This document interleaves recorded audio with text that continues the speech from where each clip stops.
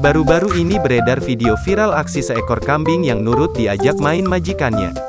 Pengguna media sosial TikTok @nohopenoplan membagikan momen yang memperlihatkan aksi seekor kambing menurut saat diajak main majikannya.